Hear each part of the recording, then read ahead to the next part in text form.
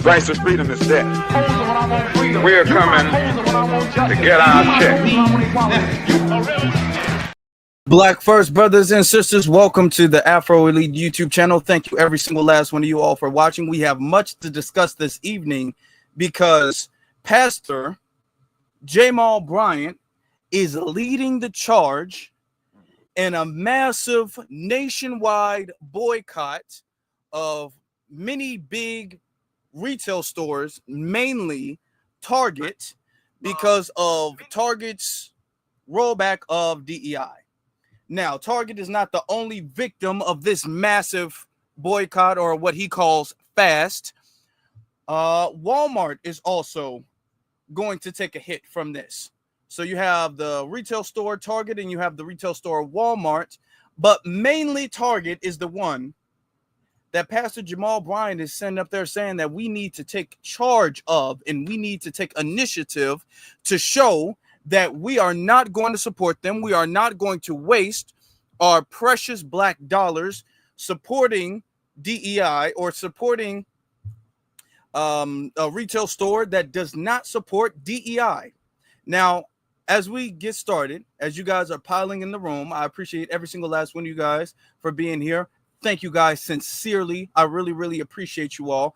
As you guys are doing that, we're going to play this to make sure that it is known that everything we play thus forth is under the guise of fair use, because this is the copyright disclaimer. What I need for you all to do is make sure you guys are subscribed and hit that like button as we're doing all of that. Copyright disclaimer. Under Section 107 of the Copyright Act 1976, allowance is made for fair use for purposes such as criticism, comment, news reporting, teaching, scholarship, and research. Fair use is a use permitted by copyright statute that might otherwise be infringing. Non-profit, educational, or personal use tips the balance in favor of fair use. Okay. Oh, wait. Oh, hold on. Why do I have more thing? All right. So, gonna get started. This is a news clip where it kind of goes over it a little bit, and we're gonna stop and start as we go forward. Once again, thank every single last one of you guys for being here. 3 minutes in, we already got a bunch of people piling in. Let's go. Let's go. Thanks for joining us. I'm Amber Grigley. As major retailers join DEI rollbacks, communities are pushing back, including those right here at home. WRTV's Nadja Wood shows us how a rally outside an Indy West Side Target hopes to spark change. As companies roll back DEI initiatives, Black Hoosiers are speaking out, and they're starting by boycotting Target. We will not support businesses that refuse to support us. Just one day after a 24-hour nationwide economic blackout from retailers who rolled back DEI initiatives, local Hoosiers gathered to announce a fast from Target for Lent. We're going to spend time not just spiritually fasting, but we're also going to economically boycott Target for 40 days. So people have already committed to it, signed up, so we're excited about trying to make a difference. Reverend David Green is leading the local effort. It's a part of a nationwide spiritual act of resistance started by faith leaders and activists. People understand the bottom line, which is money. And so we know that stock prices have already started to drop. In January, Target joined the list of major retailers retreating from DEI efforts. It totally erased really what the civil rights movement did. The retailers roll back. Now, I was letting it play, but I got to stop it right there. Did you hear what he just said? He just said that the rollback of DEI totally erased what the civil rights movement did. Do you know how big of a statement that is to make? That out of all of the accomplishments, out of everything that we gained as a community from the civil rights movement, the rollback of DEI just washes that away. It completely gets rid of all of that stuff. It's just over because of DEI. Do you guys understand, or do they understand? We all understand. Everybody in the chat room, we all locked in. We all understand. Do they understand that DEI is really a recent thing in these stores? It's only a recent initiative in these stores. Target only picked up DEI because of the George Floyd uprisings, because of what they was doing, okay? Target only recently picked up DEI. It's only been around for like 5 years. So what about before?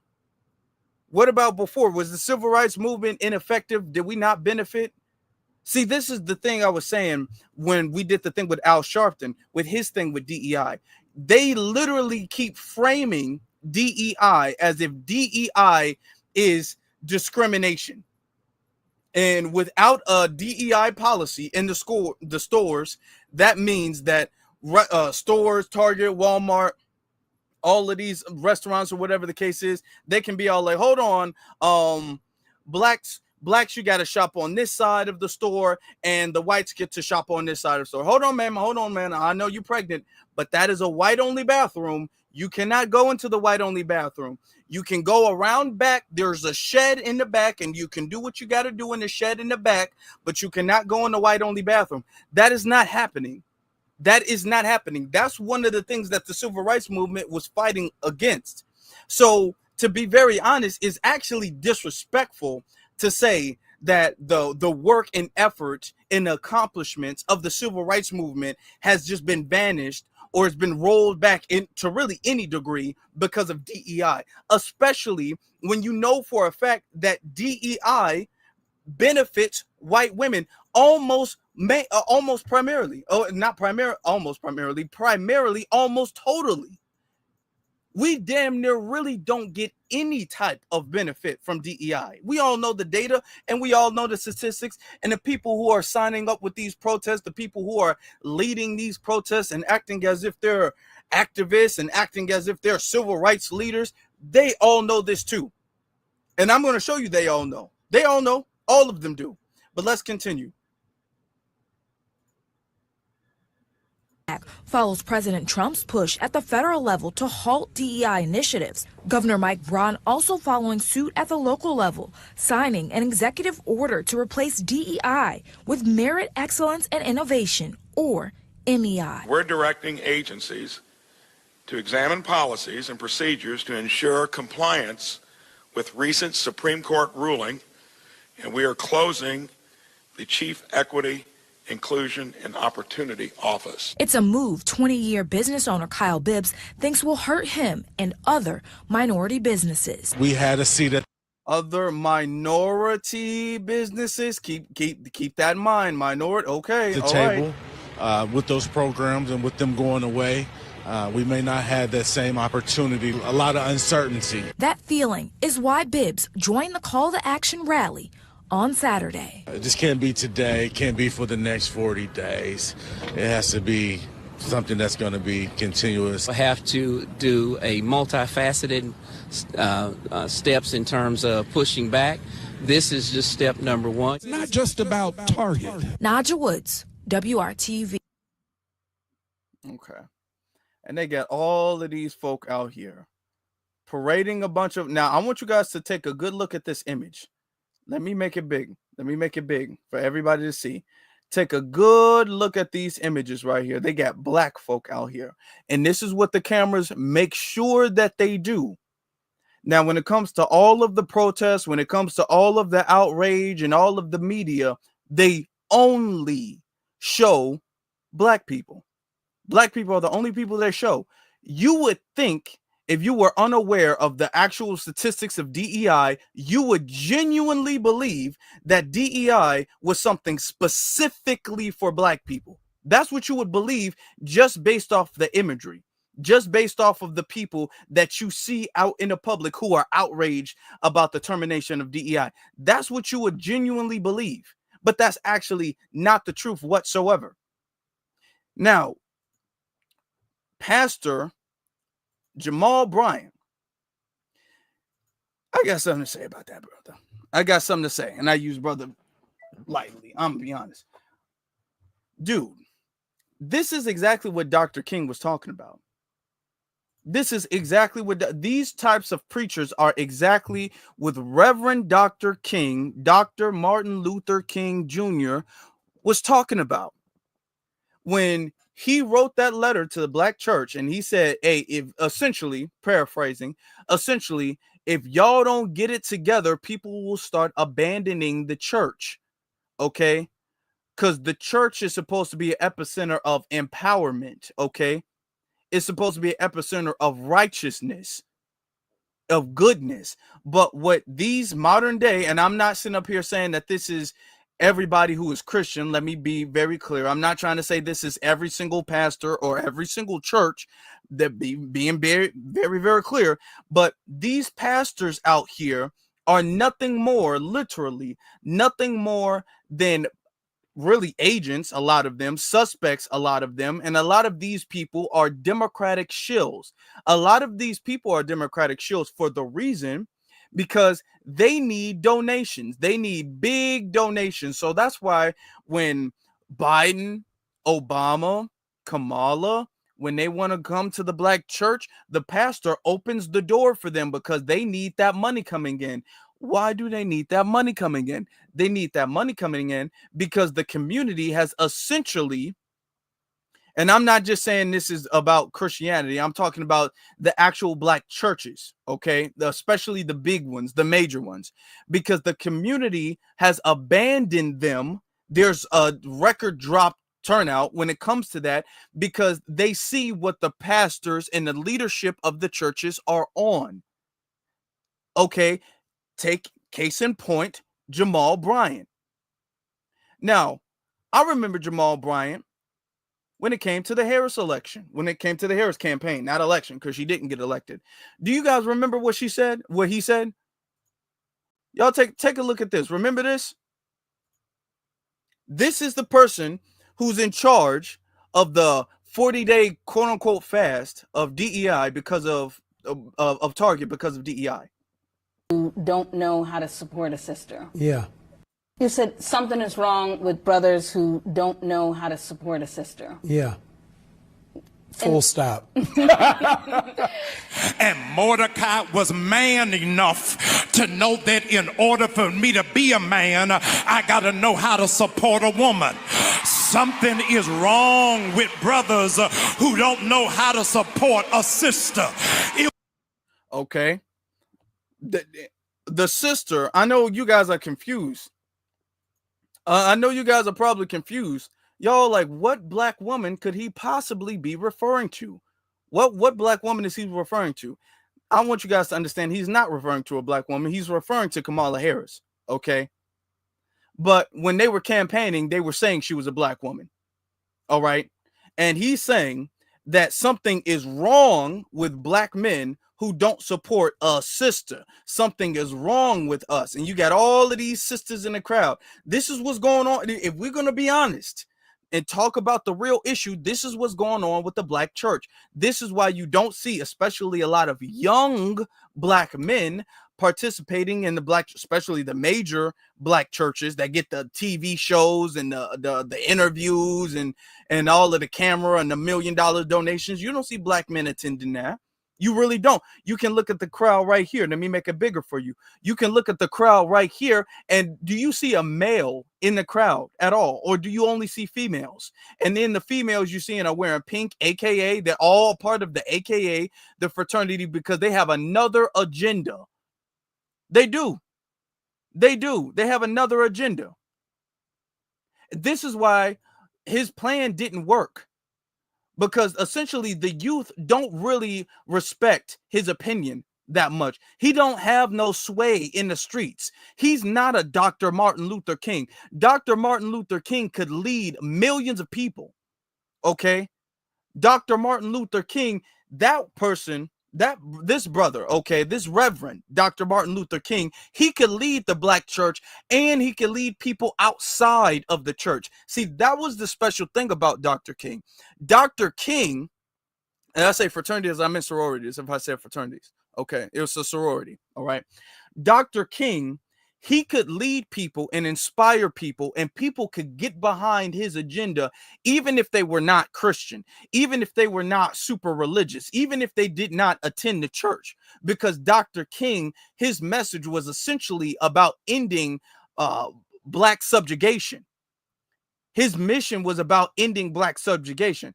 Now, we can make the argument about the whole integration and all of that stuff, but overall, we all know that that was in the forefront of his mind. Did he make a mistake with that? A lot of people did. Everybody want to give Dr. King all of the blame, but it wasn't all him. But empowerment was on the forefront of his mind until he was dead. That's why he was talking about reparations. Jamal Bryant is not that. That's not who Jamal Bryant is. Jamal Bryant doesn't have a message of empowerment, especially black empowerment, empowering the youth. That's not who Jamal Bryant is. This man sit up there and said there is something wrong with black men who don't want to support a woman, even if you want to call her a sister, don't want to support a woman who blatantly out of her own mouth said, I'm not going to do anything that only benefits black people. No, she blatantly said that. And here Jamal Bryant is wagging his finger at black people, specifically black men. It was a lot of black women who wasn't really on that page, let's be clear, but it's specifically black men wagging his finger. There's something wrong with you guys, the same way Obama was doing, remember? And this is why she lost so badly. This is why she lost so badly, all right? Because instead of you guys actually listening and adapting and changing y'all plans, y'all got out there with your chest poked out. First off, dude, you're a preacher. You're supposed to be talking about religion. What are you talking about politics for? There's supposed to be a separation from church and state. You sit up there campaigning in the church. That's not your position. That's not what you're supposed to do. That's the Kamala nor the Democrats are in the Bible. What are you doing? Why are y'all sitting up there acting like some type of second base for the Democratic Party? This is why a lot of people don't rock with the church, because y'all not supposed to really even be involved in politics, like especially national. Maybe a local thing here or there, you know, to a degree. Okay, if you're going to be fair for both sides, but you ain't gonna be sitting up there out there campaigning for no anti-black abortion pushing Kamala Harris, who says she ain't gonna do nothing for black people. This is why nobody respects Jamal. This is why. I just want to give you guys a reminder of this is who's leading the Target Fast. It was a sister that raised you. It was a sister that taught you how to read. It was a sister that taught you how to bathe yourself. In the context of the vice president, were you trying to send a message? That we've got to be able to vote, that misogyny is still real in our community. We've got to address it head on and not act like it doesn't exist. The reality is, if black men had voted, Stacey Abrams would be a governor. And it's a good thing. Shout out to the black men who didn't vote. Shout out to the black men in Georgia who stood on business. Because remember when Stacey Abrams said no to reparations? I don't know if I have that clip. Stacey Abrams was directly asked if she supported reparations. She ran off and said no at the same time. Stacey Abrams is not no support of reparations. And I'm not talking about no nonsense HR 40. I'm talking about real, legitimate reparations. Stacey Abrams, as well as the rest of the Democratic Party, is not in support of that. So she does not deserve to win. Okay? And this is one of the things that a lot of the youth is pulling out of. We're not going to just sit up there and vote for Stacey Abrams because she's black, because she's a black woman. We don't care if she's a black woman. We don't care if somebody was a black man. That don't mean we voting for nobody. All this automatic, hey, I'm black, so I get a pass. That's over with. That's done. That's done. And one thing that the Democratic Party does all of the time is they push a bunch of black women out there because they understand that black men are the ones really leading the charge off of this hamster wheel, chasing a carrot on the stick forever and ever plantation of the Democratic Party, where we don't get any type of benefit from. Black men are the main ones, the fastest dropping, the fastest decline when it comes to the Democratic Party. All of the data and all of the statistics consistently has shown this throughout the time since Obama had left off, really since Obama was in office. We're going to be honest. Black men have been the ones, and black women have been right behind following that. That's where the trend has been going. If I'm lying to you, why do all of the statistics back that up? This is what all of the data shows. How am I lying when all of the data is showing this? I'm not cherry picking. This is what they're all showing. All right. So we're sitting up there like, okay, all of the times, because y'all messed up with Obama of, hey, this person, first off, non-white, so you get a point, and you black too? Oh, you get, oh, that's definitely, say no more. Say no more. Take my vote. Here you go. Take my vote. I don't even need to hear nothing else.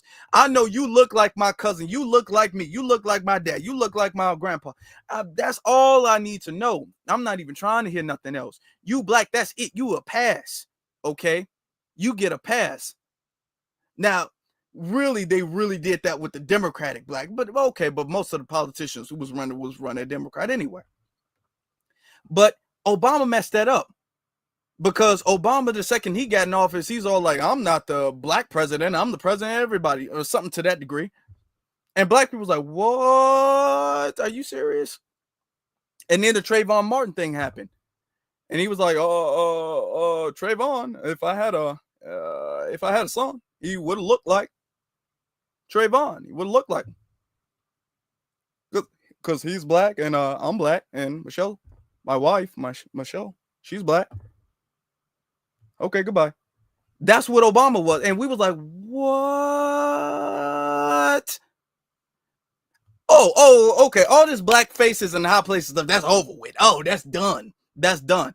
And because of Obama, that accelerated the black people, the black community leaving the Democratic plantation, all the way up until Stacey Abrams can't get nowhere. She's all over CNN. She's all over MSNBC. She's all over ABC. She's all over the news. She's all over the internet. She's all over these talk shows, and she can't get no traction at all. She's getting a bunch of funding. She's getting a bunch of spotlight. She's getting put on this pedestal and no traction whatsoever. The same with Harris. She was getting all of the interviews, all of the podcasts, all of the donations. So much so she had more donations, record-breaking donations, entering the race late than anybody else in history.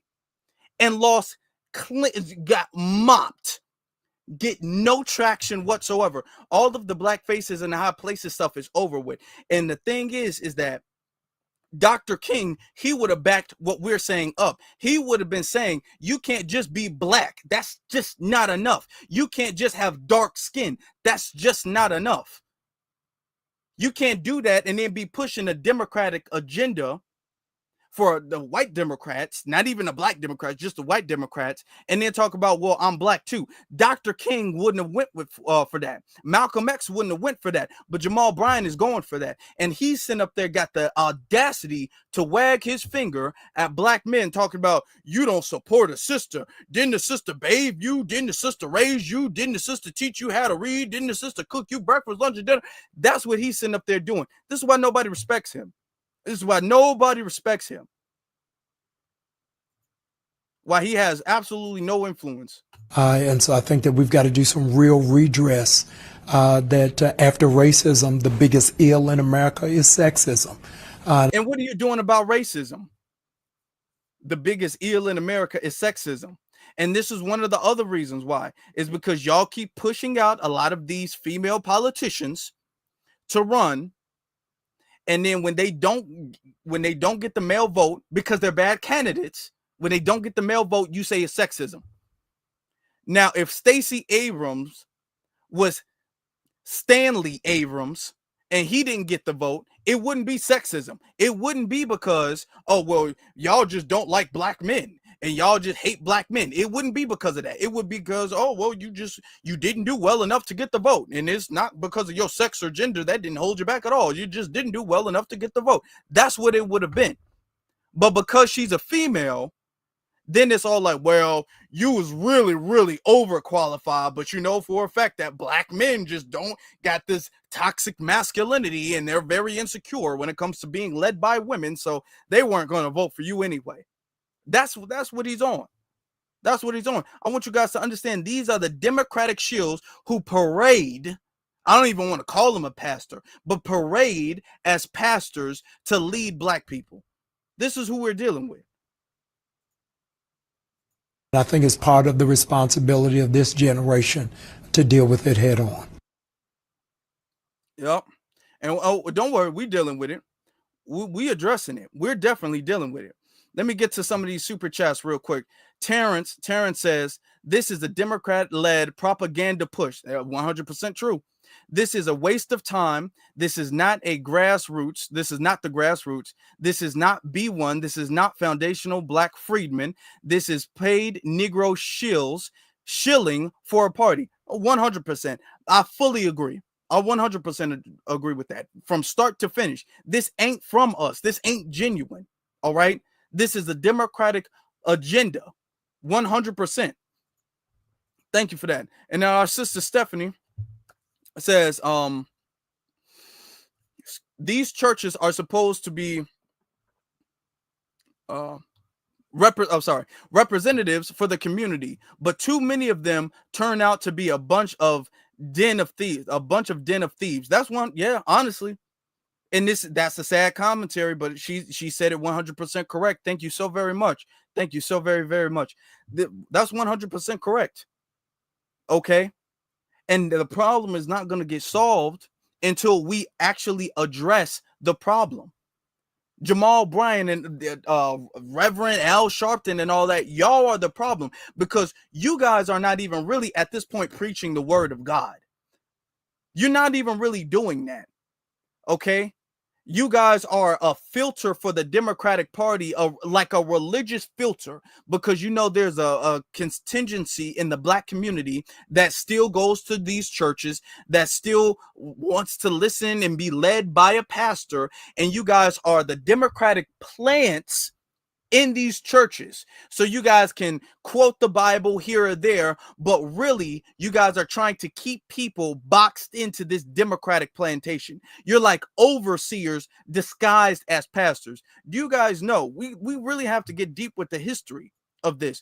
Do you guys know back during the times of slavery, they would have pastors, okay, that would cherry pick the Bible. This is why when they say things like the Bible justifies slavery, because you would have pastors that would go through and they would comb through the Bible, and they would say any part of the Bible that mentions slavery in an okay sense, that justifies slavery or that makes slavery seem okay, you read this. So this was this modification, okay, from white supremacists to say, okay, you tell the slaves this, and you indoctrinate them and you program them into believing that essentially slavery is what God wants. That's what you do. So they had planted pastors in the times of slavery.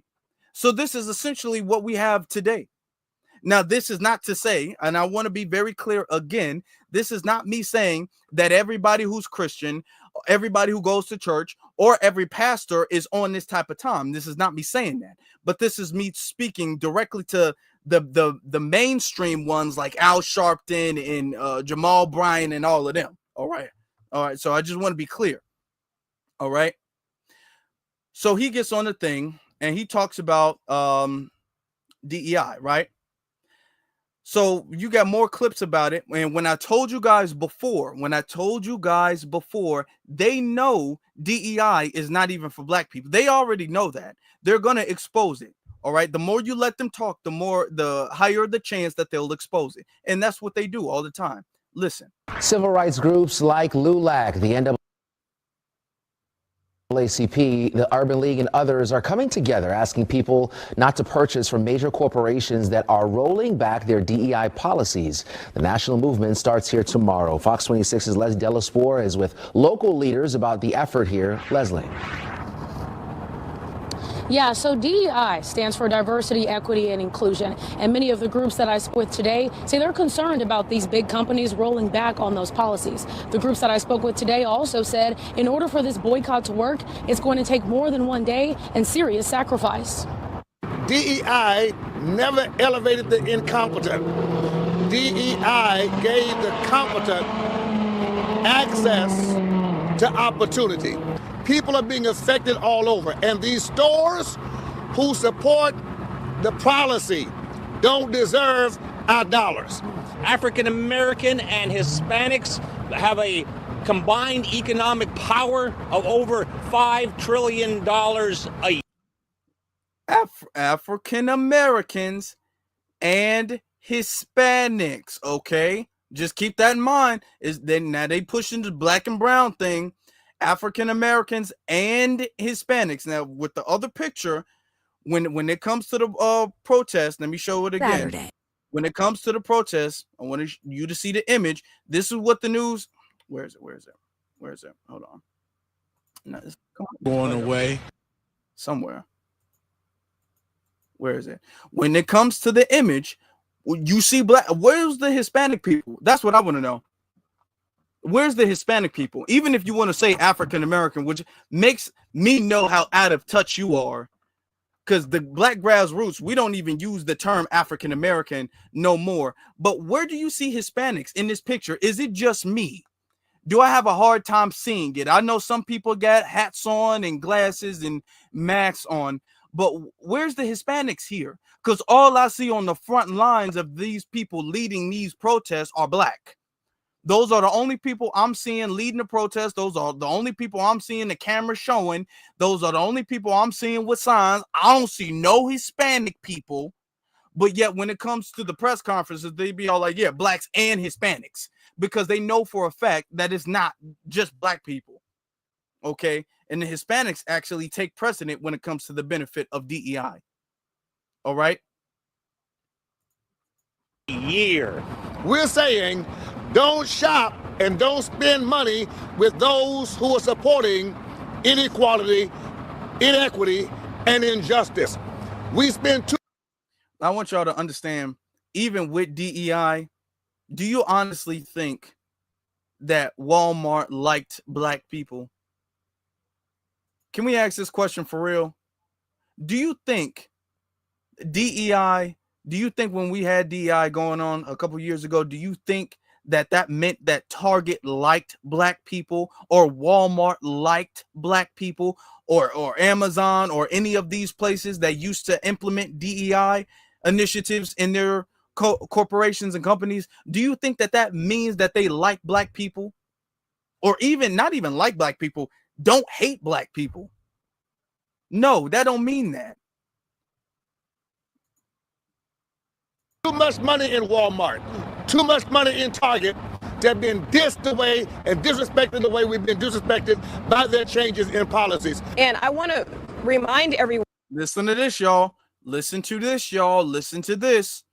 That DEI does not just include black and brown Americans, but it includes women. Yes. It includes the disabled. And we're very. Oh, y'all see that? Let's take that back. Let's take that back. Hold on. Black and brown Americans, but it includes women. Yes. It includes the disabled. And we're very. DEI is not just about black and brown, but it also includes women. So anybody who is a woman, and let some of these people tell you a male could be a woman as long as he just says he's a woman. Let some of these people tell you. But women, it includes women and disabled people. Okay. So when you let them tell you, when you let them start talking, they will admit that they know. It's not even like they're out there standing and they really genuinely believe that this is a fight for black liberation. They genuinely believe that this is some type of fight for black freedom, and this is a part of the black struggle, the same way the civil rights movement was. They genuinely believe that this is something for the betterment of black people. And even if they said, well, we know other people will benefit, but at least black people will be the main people benefiting from it. Okay, at least we'll get 80%, and then the rest, okay, fine, boo up the bit, cool. But at least 80% of the DEI benefits, the DEI hires, the DEI initiatives, the DEI programs, at least that'll go to black people. And then the rest of the 20% will be divided between everybody else who's a quote unquote minority. I could somewhat, even though I would disagree, I could somewhat respect you taking the initiative to boycott if that was the case. But that's not the case, and they know it's not the case. That's the part that's really despicable. That's the part that's that's the part that's unscrupulous, because they know for a fact it's not the case. They know that we, as Black people, foundational Black Americans, they know we are at the back of the line, at the bottom of the totem pole when it comes to DEI, the same exact way we were when it came to affirmative action. But they're pushing this because this is a Democrat agenda. It's not a Black agenda. Because even if the Black agenda and the Democratic agenda, if they lined up or they aligned or whatever the case is, all right. But it's not. And they know it's not. They know for a fact that it is not. Let's continue, though. And when I tell you, they all know, but they are all 100% willing to push an agenda, even though they know it's not a Black one, even though they know Black people aren't going to see some type of transformative change with DEI being back in these stores or companies. They know that, but they still do it anyway, because it's not about us. We're just the face. We're the mascot. We're the sacrificial lambs. We're the pawns of another group's agenda. And I got more confirmation later on, too. Y'all just stay tuned.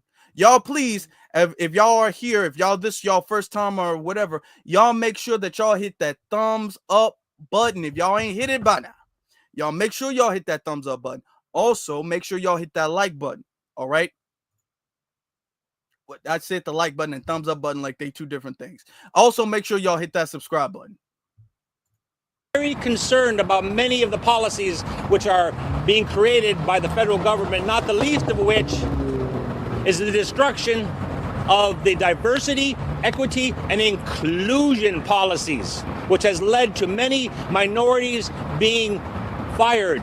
We're here to save jobs, because the more pressure these companies get, they're going to have to reverse. Which led to many minorities getting fired. Remember, he said that. I want y'all to, anytime I tell y'all, remember he said that, I want you guys to remember he said that, because that's going to be relevant later on.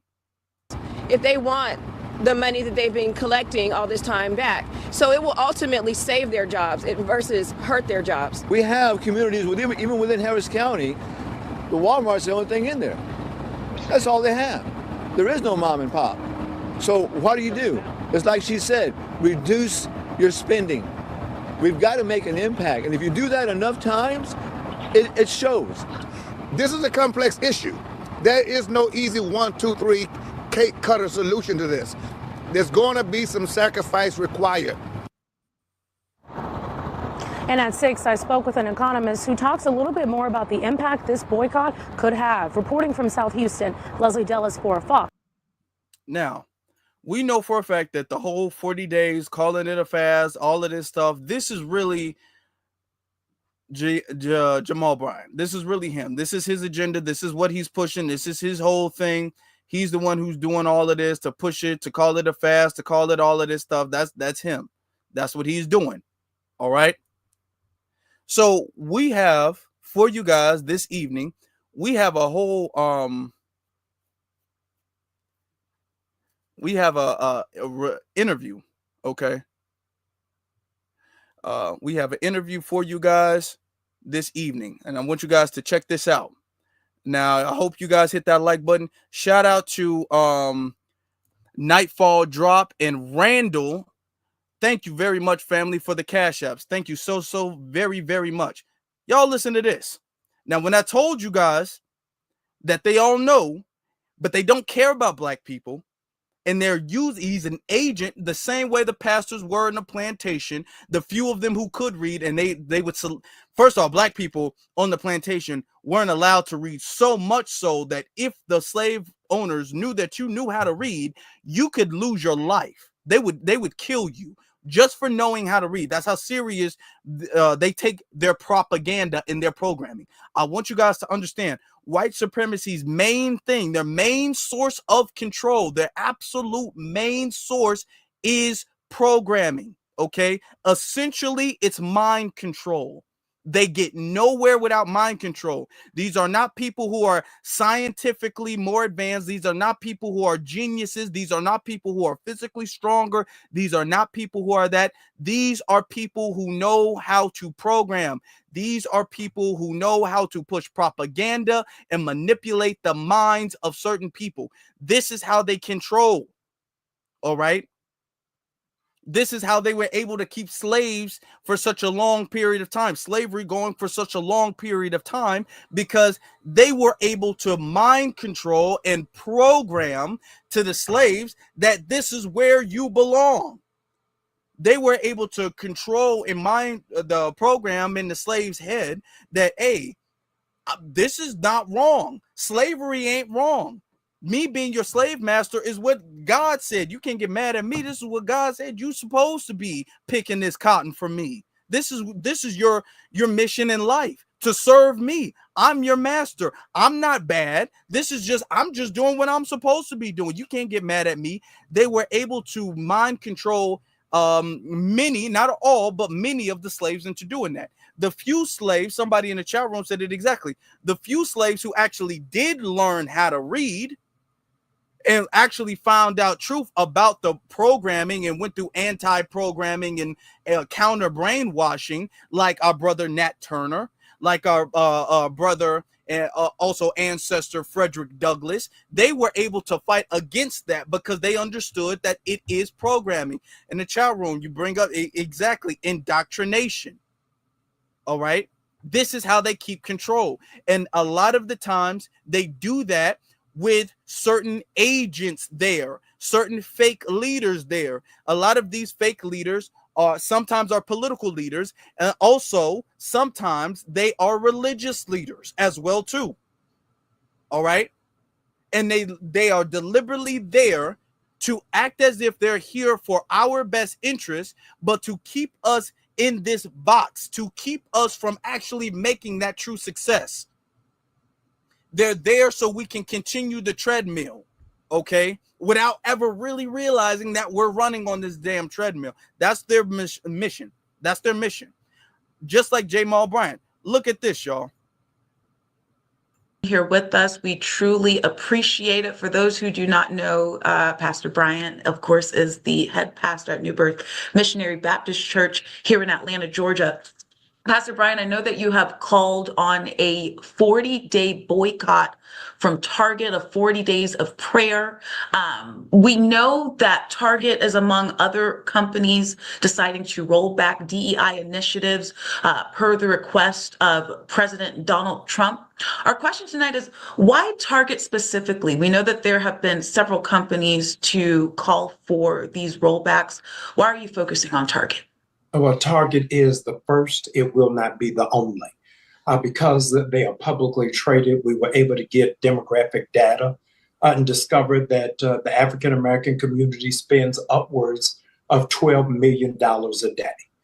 Secondly, Target made a commitment to George Floyd's family and the Minneapolis community, where their headquarters, to invest $2 billion into Black business by December 2025. They took occasion upon President Trump's executive order to not just dismantle their commitment to DEI, but to also disavow their commitment to the $2 billion investment into minority businesses. You see that? Minority businesses, their investment. First he said Black, and then as he keeps talking, and every time they keep talking, they will always let themselves go.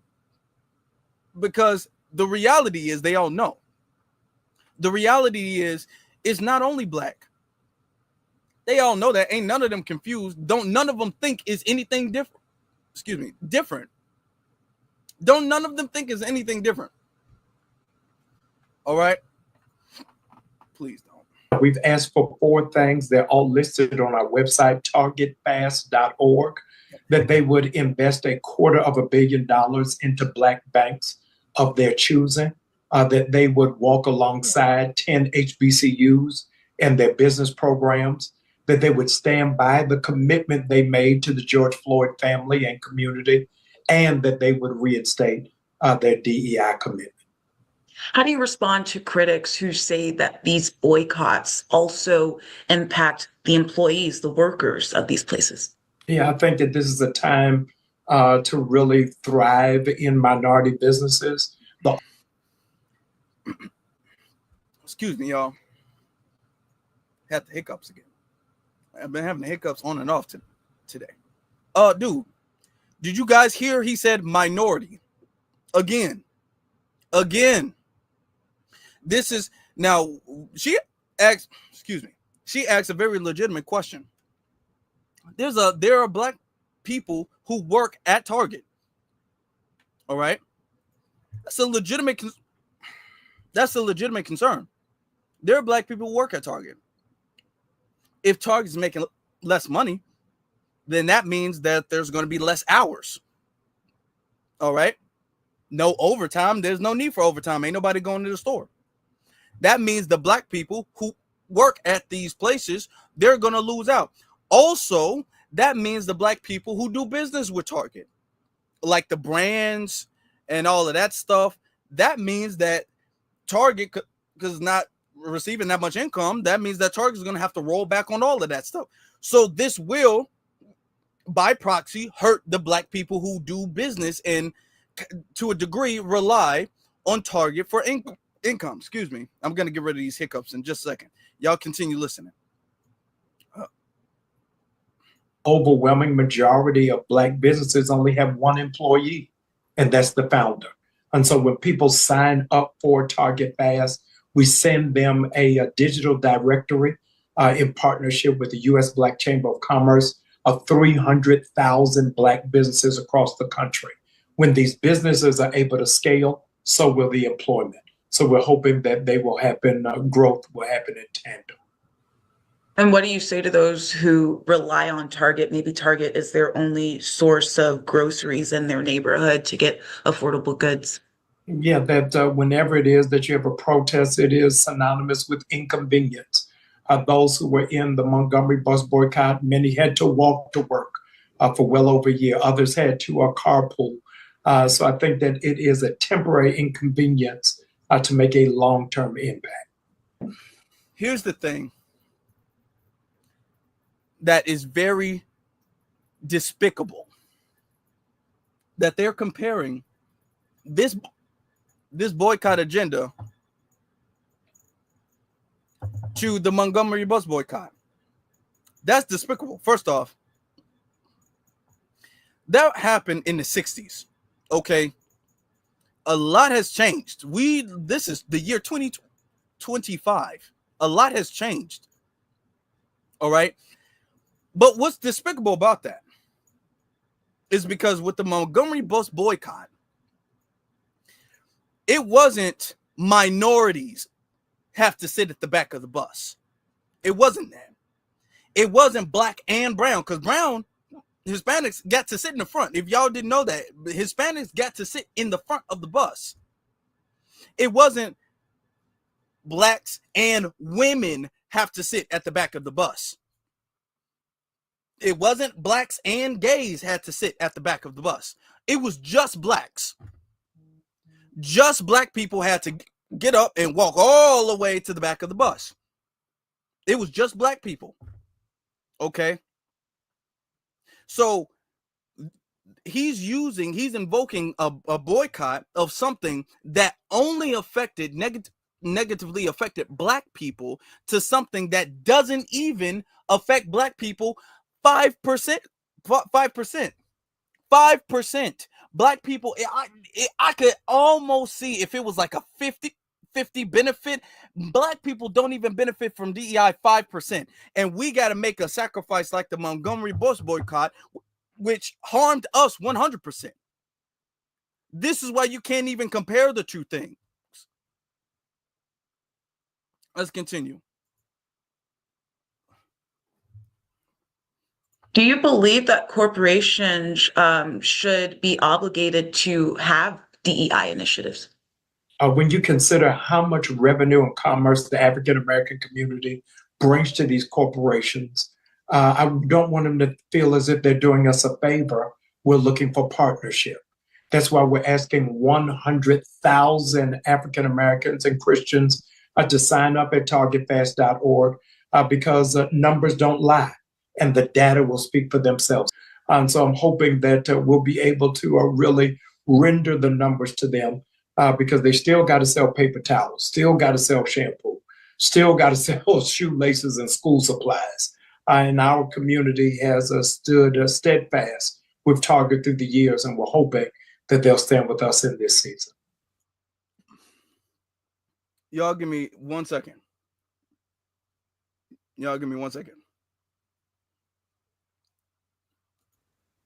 Pastor Bryant, what's your message to the CEOs, those on the boards of these big box companies, as well as the Trump administration in your efforts?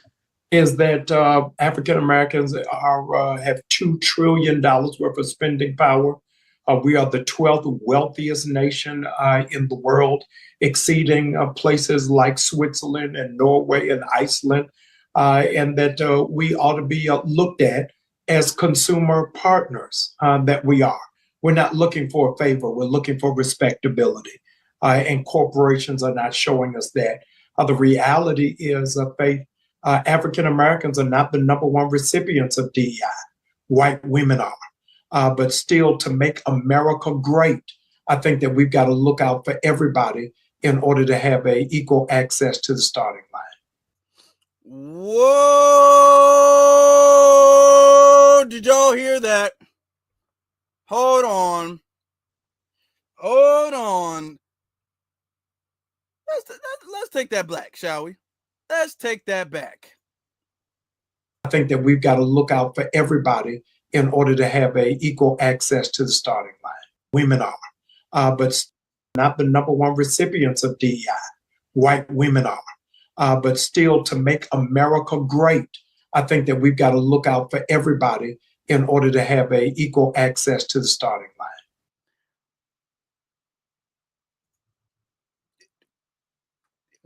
I've been saying it. They all know.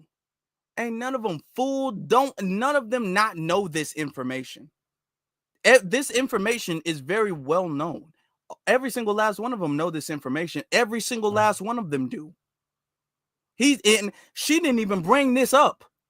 He was like, so y'all know black people aren't the number one beneficiaries of it. White women are. But, we're going to have to, make everybody good. He didn't even say that should change. Just keep that in mind. He said that, we're going to have to do that to help everybody. We should help everybody. So essentially the whole DEI thing that he keeps saying that he kept saying black, minority, black, and black people and black and the bus boycott and black. And they keep saying black. Oh, who benefits the most? Well, white women, but that's cool. Excuse me? So black people got to make this sacrifice because I don't see white women on the front lines of no DEI, nothing. I don't see white women outside of Walmart protesting, outside of Target protesting. I don't see them outside of these big $1 billion, $1 million, all that retail stores protest. I don't see white women doing that. I see black folk doing that. I see Al Sharpton going to black people and giving them cards to go to Costco. I see Jamal Bryant telling black people that we need to stick together and we need to fight the power and we need to boycott these places. That's what Jamal Bryant is telling black people. He ain't telling women, white women. He's not telling them that, but they're the ones who get to benefit the most. Let me ask y'all a question real quick. Are we going to sit up there and fight and sacrifice? Now, when she asked him, this is the part that's really unscrupulous, because when she asked him, like, do you understand that this is also going to kind of hurt black people in the process? There's going to be essentially collateral damage, and black people are going to feel the effects of the collateral damage because of your bus boycott. And he says, hey, well, with boycott, there comes inconvenience. With boycott, there comes sacrifice. So he is willing. I want y'all to really understand this. He literally sat up there and said he is willing to sacrifice black people, even though he knows for a fact that DEI is an initiative that mainly benefits white women. He said it out of his own, and she didn't even ask a question that would make him respond in that way.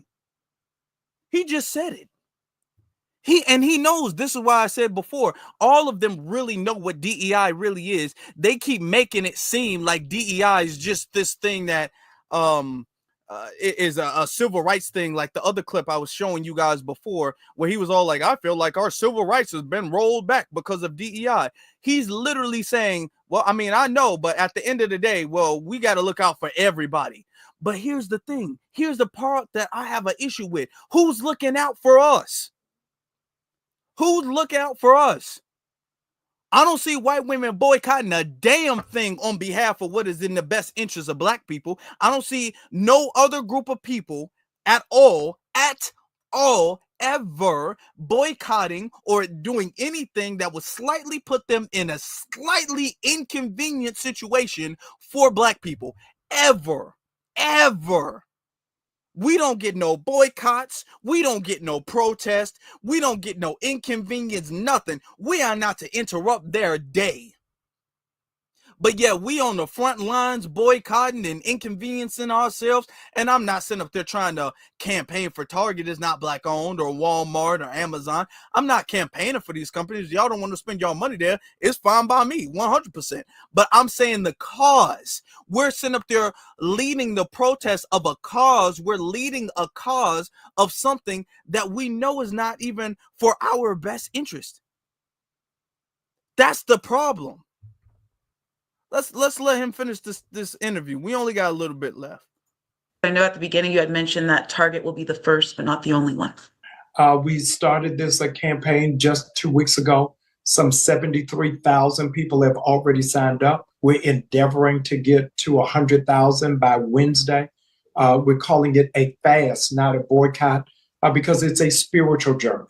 That for 40 days we are in prayer and focus, because we feel as if something spiritual is happening in America, where people have lost the faith and confidence and hope into this great republic of ours. So I'm hoping that Christian community will come together, will stand together, and actually make America great. Pastor Bryant, thank you so much for your time. We truly appreciate it. Thanks for coming on. Man, no, we ain't going. We ain't going. And this is not to defend Target. I'm not out here trying to champion Target, being all like, Target is my favorite store. I'm not out here doing that. I'm really not. I'm not out here trying to defend Walmart either. You know, both of them, neither of these people are black owned. You know what I'm saying? Neither of these people do anything really substantive for black people. Yeah, they'll hire some black people here or there, but give in mind, especially when it comes to Walmart, a lot of their stores are in the black community. So, I mean, it would kind of be difficult for you to hire anybody from outside of the black community if that's where you're putting your store. But, you know, we ain't going to give Walmart crazy credit like that, nor are we going to give Target any crazy credit like that. You know what I'm saying? My whole thing is this. If you're going to boycott, fine. But if we're going to do it, if we're going to sit down as a community and say we need to boycott, we need to save our dollar, and this is something I've been saying for years, so I don't disagree with the principle of this, but I'm saying if we're going to do that, the very first thing we need to do is we need to get our agenda straight, okay? We have to get our intentions straight, okay? So what is this for? What is this for? That's the agenda. What is this for? What are we doing it for? What is the goal? Agenda is really the target goal. What is that? What is that? Okay. It should be for black empowerment. That's not what Jamal Bryant is promoting. That's not what Al Sharpton was promoting. They're not promoting black empowerment. They're promoting DEI, which is a Democrat agenda, but they're disguising it as if this is black empowerment. If they really wanted to promote black empowerment, what they should be doing is they should be saying, hey, what we need to be doing is we need to get all of these non-black owned mom and pop stores out of the community. Okay. Especially in the hood. All right. All of these Arab and Indian owned liquor stores and all that. All of these Chinese nail salons and beauty supply stores and all of that. that give absolutely nothing back to the community. Absolutely nothing back to the community. You go in, you are likely to get the police called on you. That's what happened to George Floyd, or beat up. If you go into these stores and you just catch one of these foreigners in a bad mood, the police will get called on you and you get strangled in the street like George Floyd did, or they might shoot you like they did our sister Latasha Harlins when she went into that Asian mom and pop store and got a bottle of orange juice. All right. This is what happened. They really don't give nothing back to the community. They're really there to as a leech, really. If we're going to be very honest, as a leech to the community, where they don't hire black people, they don't like black people, they don't show no black people any respect at all. They sit there behind this big thick glass thing, this big glass window. They sit behind this big glass window, bulletproof glass window, and they'll mock black people, they'll tease black people, they'll joke on black people, and then they'll go home to their all Asian or all Arab or all Indian community, and they'll keep the resources in their community, give nothing back to the black community at all. So if we want to talk about boycotting, and which is something that would probably be more directly beneficial, is to do that. That way they would leave. And whatever I've been saying in a few live streams is about supply and demand.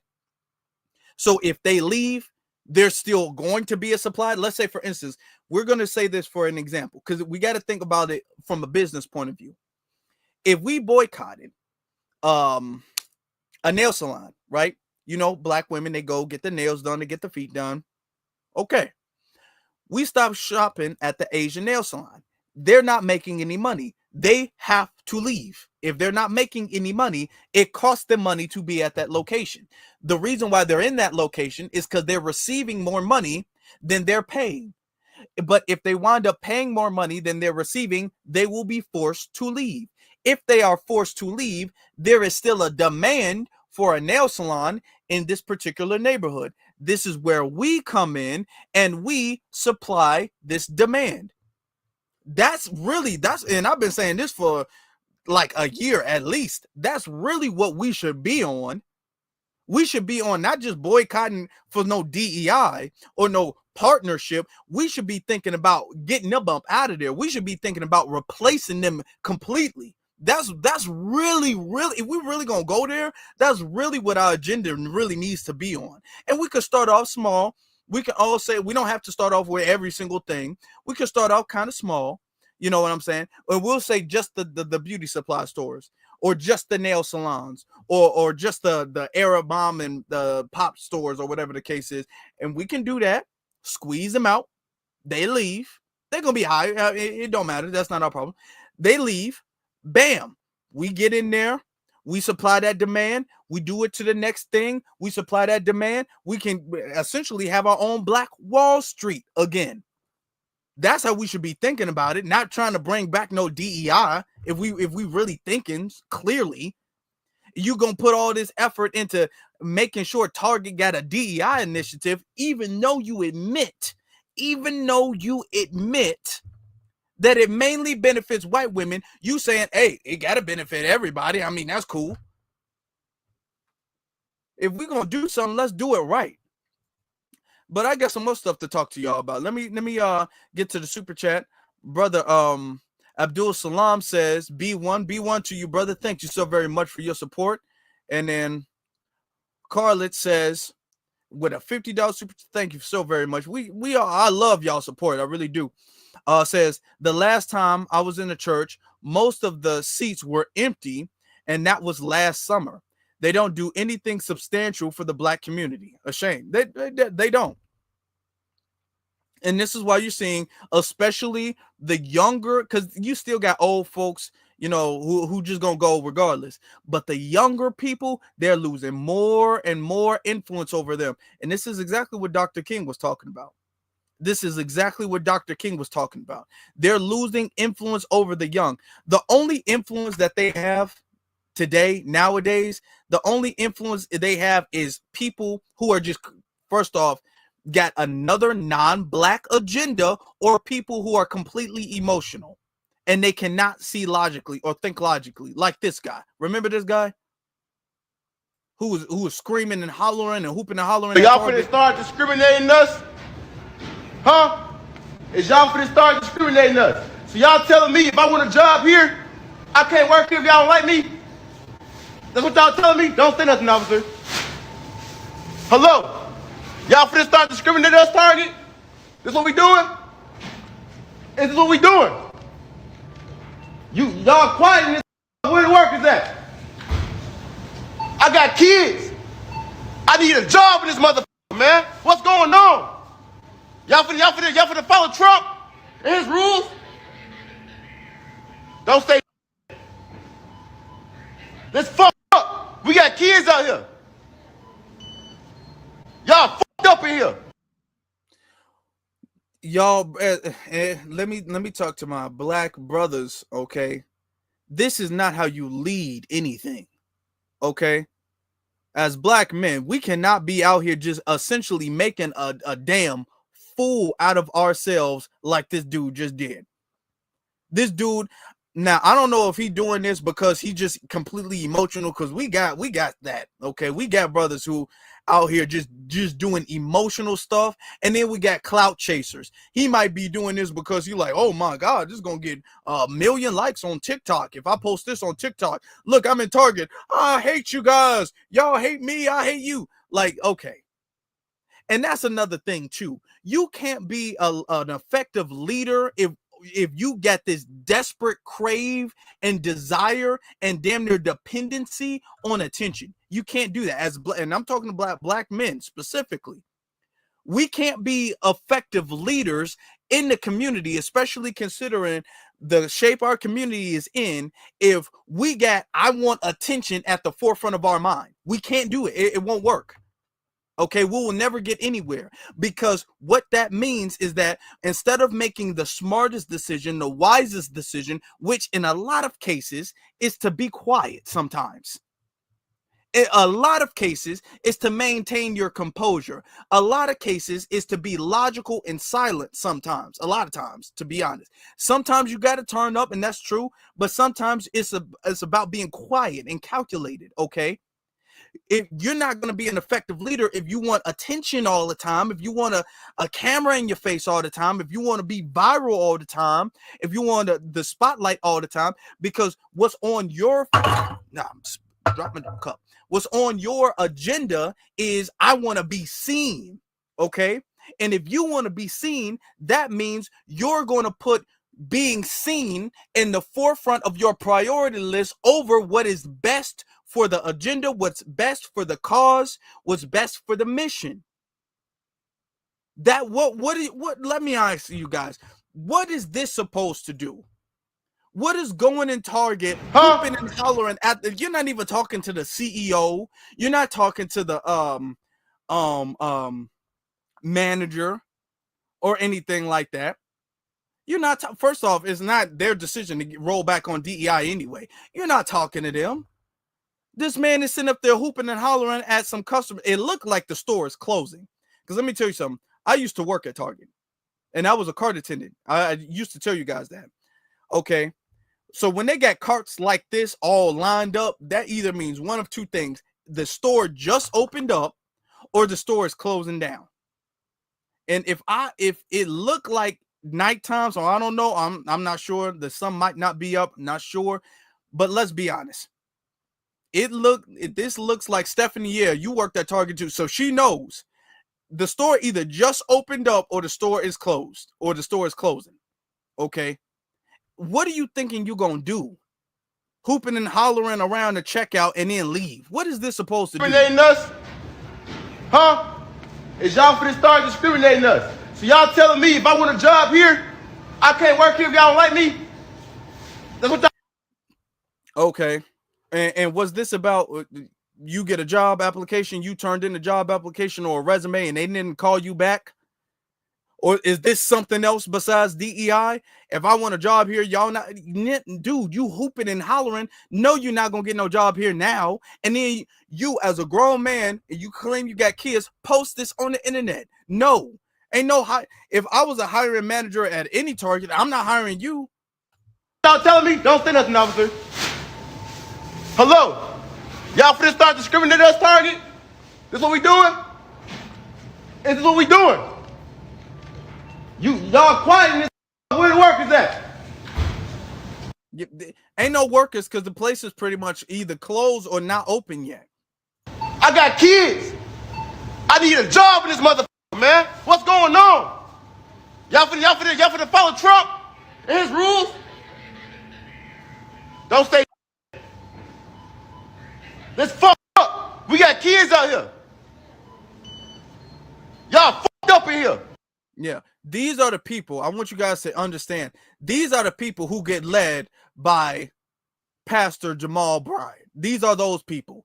These are the people that Pastor Jamal Bryant can target and make boycott Target. I said target and make boycott Target. Okay. These are the people who be all like, I was listening to Pastor Jamal Bryant earlier today, and he said I did a great job. These are those people. Let me show y'all something else that really rubbed my gears the wrong. It really made me upset. I'm gonna show y'all something else. Okay. This right here. Why you got in here? So this is in where's this? Pennsylvania. This is in Pennsylvania. And this woman goes around. Apparently, there was supposed to be a blackout on the last day of Black History Month, which was Friday, the 28th. So I assume she's going around Target.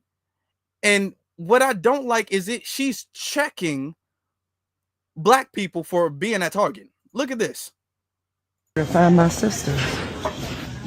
Why he got you up in here and we doing a boycott? We ain't supposed to be in here. Sis, what you doing up in here? We supposed to be boycotting. Oh, you know we ain't supposed to be up in here. You ain't here. That's what I'm talking about. I'm proud of you. Give me a hug. Give me a hug. I'm proud of you. And I came to talk to us so we can think better of ourselves. Yes. I better wait. My daughter did say that. I'm gonna wait.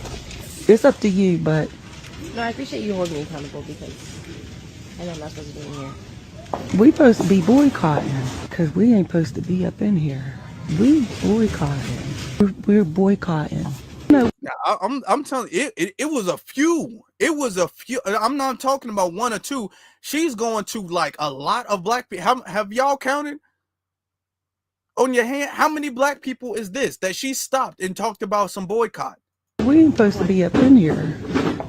Why? Did you know that? Wait, what? I'm talking to my sister. Sorry. And you still shopping here. Why we up in here? You know, get a little more connected to your roots. It's a boycott. But nothing else, right? Y'all working? Yeah. Okay. We ain't supposed to be up in here. We have to work together. We're going to have to. I already know that for. We got to have some unity and some discipline, okay? I can dig it. But we can't be supporting these people. All right? Yeah. We got to have unity. Absolutely. All right. I love you, sis. First off, in that situation, she better be glad. Now, I'm gonna be honest with you. In that situation, she kind of should be glad that they didn't call the cops. Target. Because they could have done that. Because what that is considered is harassment. Okay? You cannot just go around to customers being all like, well, you're not supposed to shop here. You're not supposed. You can be called, you can be asked to leave. You really can be. And I'm not saying that I love Target or whatever the case is, but you actually can be asked to leave. And they can get your picture and be like, don't come back. That can happen. Okay, I don't know if that happened in that situation, but that can happen.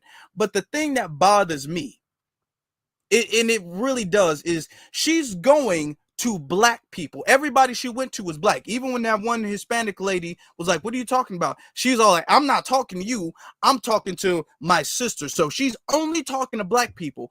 I don't like that. I'm going to be very honest with you. I don't like that. I don't like that Black people get this like moral shaming. Because she's going around, she didn't even be all like, hey, I just want you to know we got a boycott going on. She wasn't informative or anything like that. She came up in this very like judgmental way, like, hey, we're not supposed to be, what are we doing? We are not supposed to be here.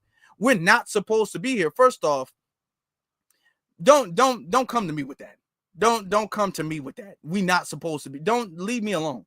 If it was me, leave me alone. Okay. But you going to black people talk about we not supposed to be here. You not going to white women.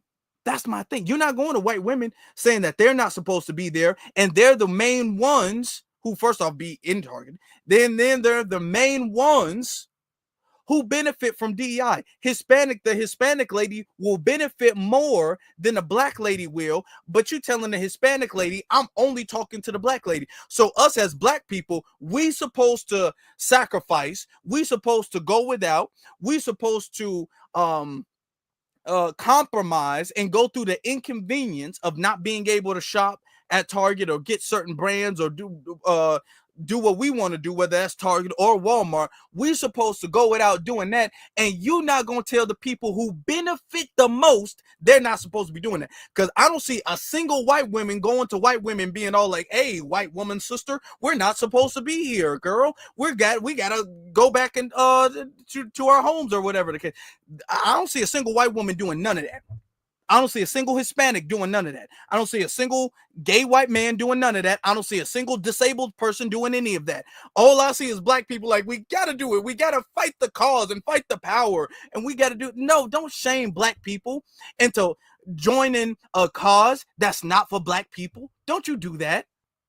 I'm not going to lie, man. I really didn't like that video. And I'm not saying this because I love Target and Target is just so great and so wonderful. I'm not saying that for that reason.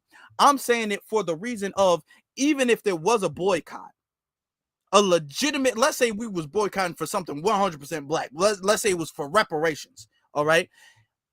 If it was a legitimate boycott, I can understand you wanting to do that. First off, when you boycott, you're not supposed to be going inside and telling people they need to leave. You're not supposed to be doing that. You're not supposed to be going inside recording people put the stuff back. You're not supposed to be doing that. Okay.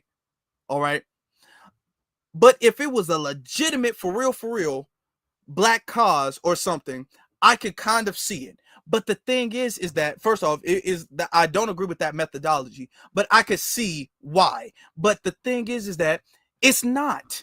And we all know it's not. Y'all literally just want to fight a cause to fight a cause. But y'all don't want to fight a black cause. This is the thing that gets me. Is because when it comes to protesting for non-black groups, for non-black agenda, whether that's protesting for immigration, all of these illegal immigrants, protesting for DEI, protesting for abortion, affirmative action, protesting for all of these things, black people be on the front lines, screaming, hooping, and hollering. Yeah, we got to protest. We got to fight the power and all of that stuff. But when it comes to our stuff that only benefits us, you don't see no non-black people. And then the same black people who you see on the front lines fighting for everybody else's cause, they not even on the front lines fighting for our own cause. We have our own problems where we need to be putting 100% of our focus, and we can't get the same people who will put 100% of their focus on another person's issue to our issue. That's the problem. And the nerve of you to sit up there and go around the store. I don't know how long you was around that store. You must have literally been pacing around the entire store, because it wasn't like one or two people. You just walked in and walked out. You were like circling the store. You were in the parking lot. You were in the entrance part.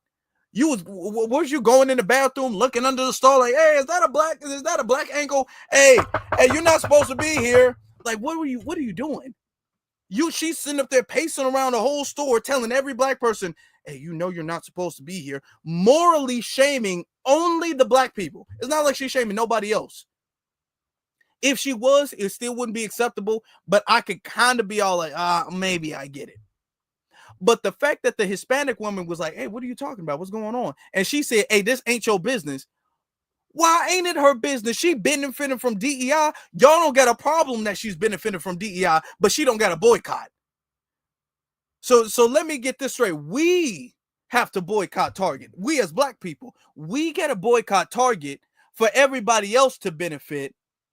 But they don't got a boycott because you didn't say nothing to her. You didn't say nothing to no white woman. You didn't say nothing to no the white dude, no gay white dude, or nobody in the disabled wheelchair, nothing like that. You didn't say nothing to nobody else. You didn't say nothing to no Asian person. You didn't say nothing to nobody else. We the only ones who, if we walk in Target with a cart, we get the side eye like, you're not supposed to be here. You're a traitor. You're this, you're that. And we get this moral condemnation.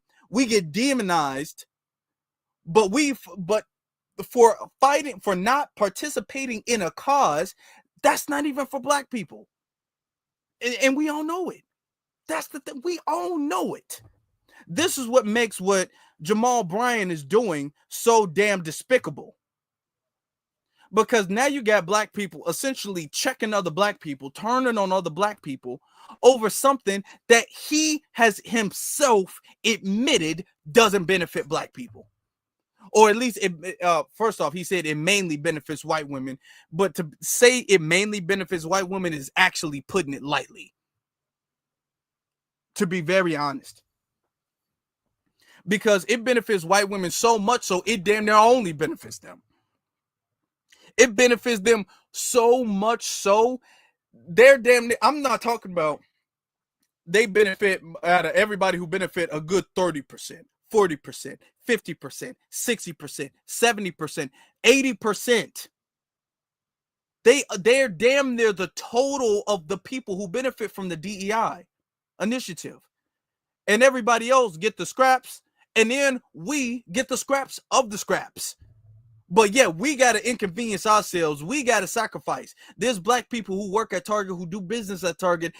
We essentially got to take the collateral of a boycott for something that's not even for us.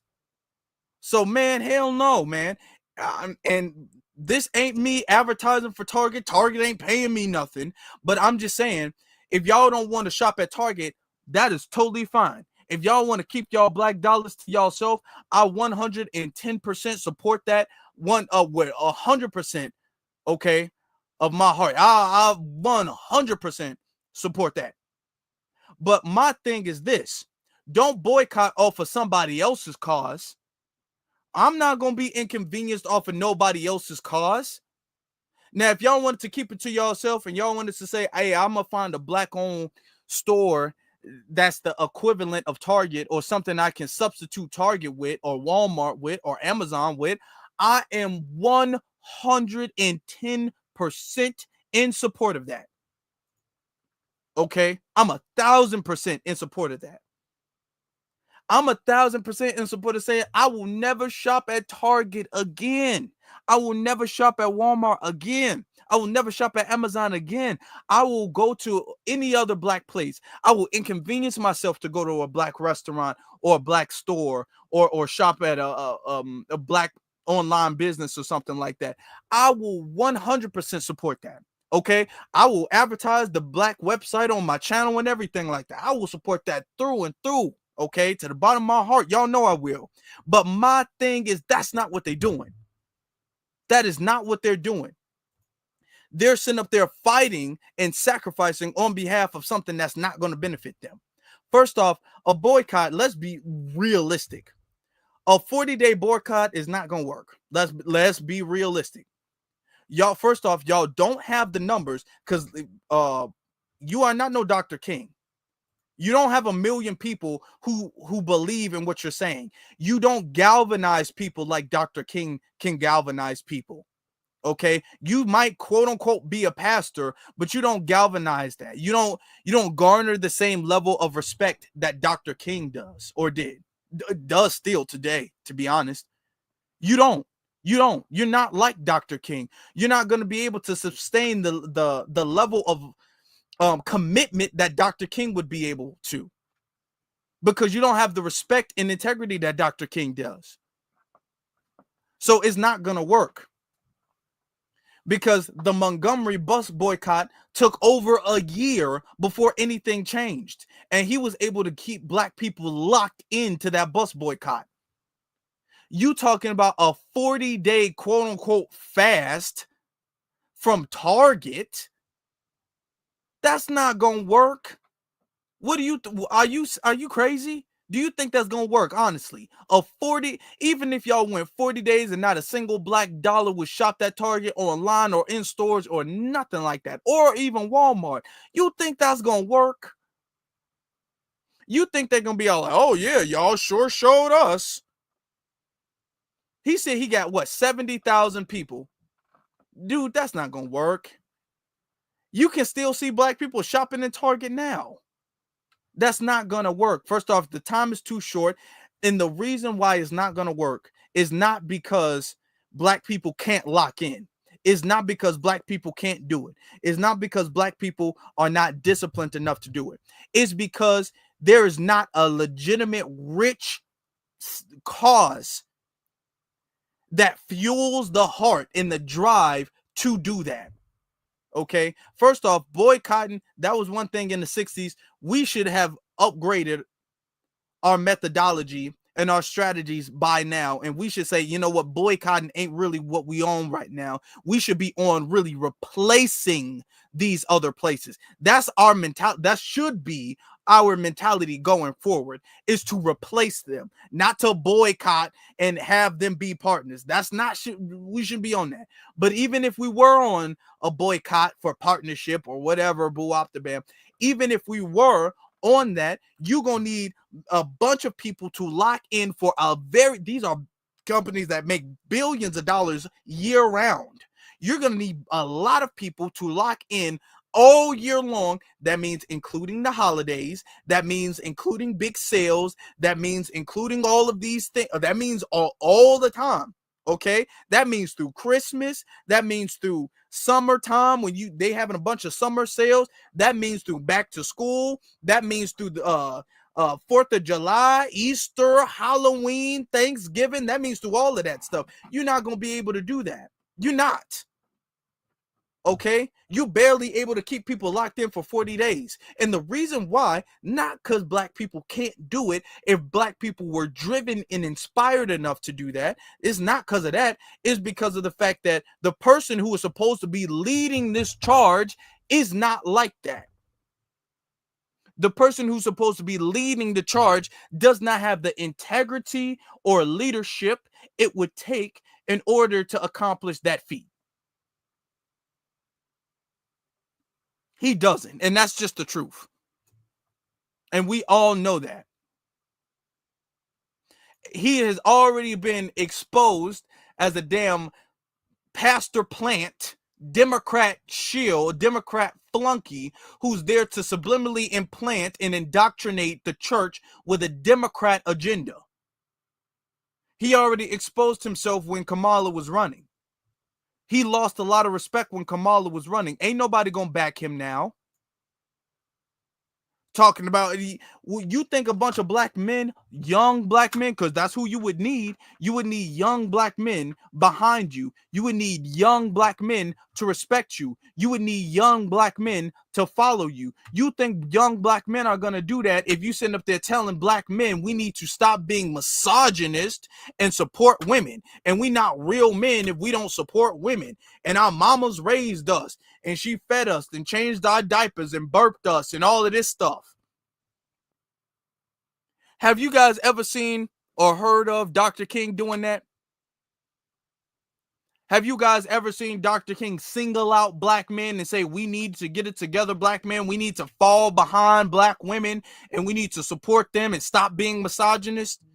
Have you ever seen Dr. King try to promote some type of gender divisiveness in the community? But these new age pastors keep promoting this misandrist, gender dividing in the community.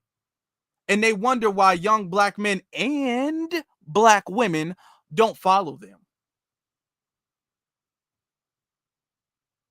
You wonder why. Because let me tell you something about women too. Women don't like simps and stuff like that. Women don't like men who pander. Okay? Women don't like that. Women see through that. Women are not slow. Women see through that. Women deal with simps all the time. Women deal with people who pander all the time. Women deal with that. Women might like to hear what you got to say because it reinforces a narrative. But they don't respect that. They don't respect you as a leader when you do that. They see through it. Yeah, you're supporting something that some of the feminists and divestors want to hear, but even they don't respect you for it. They don't respect you for sitting up there telling men to blindly follow them. Women ain't really, first of all, women ain't trying to lead like that. Not men. They ain't trying to lead their men. Women ain't trying to do that. No. This is why he's not getting no respect from no large amount of women or nothing like that. That's why the only people you see out here when he does this stuff, the only people you see is the AKAs and all of that. That's who you see when you get out there. This is who you see. Sister that rage. Hold on. This is who you see.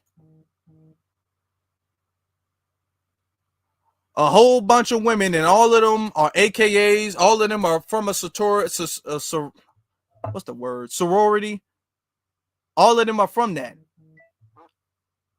And ain't none of them got no black agenda in mind. Ain't none of them do. Women ain't trying to do that. Women don't support men who down other men to try to uplift women. Women don't do that. Now, women will support a man who's fair.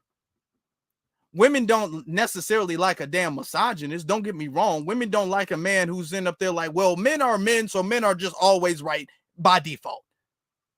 Nah, women ain't trying to follow behind somebody who's unfair and unreasonable, okay, and has some type of bias against women. Women ain't trying to fall behind that guy. Women ain't trying to take influence and note from that guy or leadership from that guy. Women, so I want that to be clear. We not sitting up there being all like, women are just not right ever, and men are always right. And women need to follow any and everything a man says, because a man is a male, and males are just smarter. So women ain't trying to follow that. But women ain't trying to be all like, man, didn't your mama feed you? And didn't your mama raise you? And didn't your mama teach you your ABCs and 1, 2, 3s? So why ain't you following behind your wife? Women might, some of the feminists might be like, yes, you see, that's true. So buy me that purse, like I told you to. But they don't respect it. They don't. They don't respect that. They really don't. Okay. Which is why he's having such a hard time.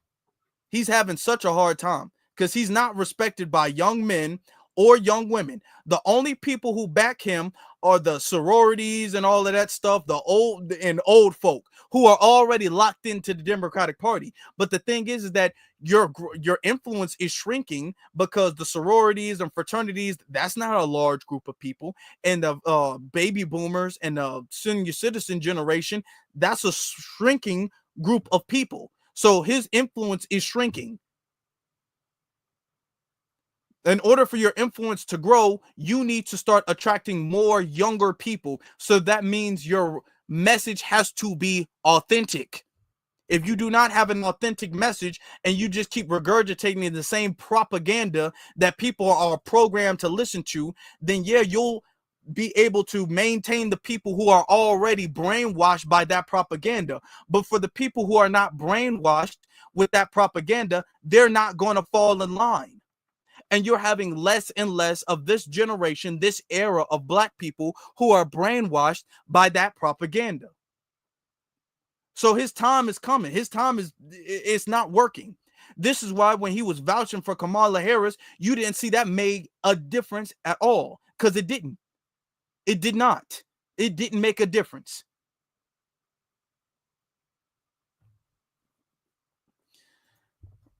Boy, let me get to some of these super chats real quick. Shout out to Bale. Thank you, Bale. You said you're speaking facts. Thank you very much. I appreciate you so very much. Sister C. Terry says, let's do a real boycott like you said. That's what I'm talking about. Honestly, if we had like a town hall or something, we had a meeting or something, and we said, you know what, and we brought out some like people who like really understand economy and stuff like that. I'm coming up with this idea. I'm not no economist or nothing like. I'm not no doctor or nothing like that. I've read Dr. Francis, not I have, but I've read Dr. Claude Anderson's books, so I can understand the basis of that.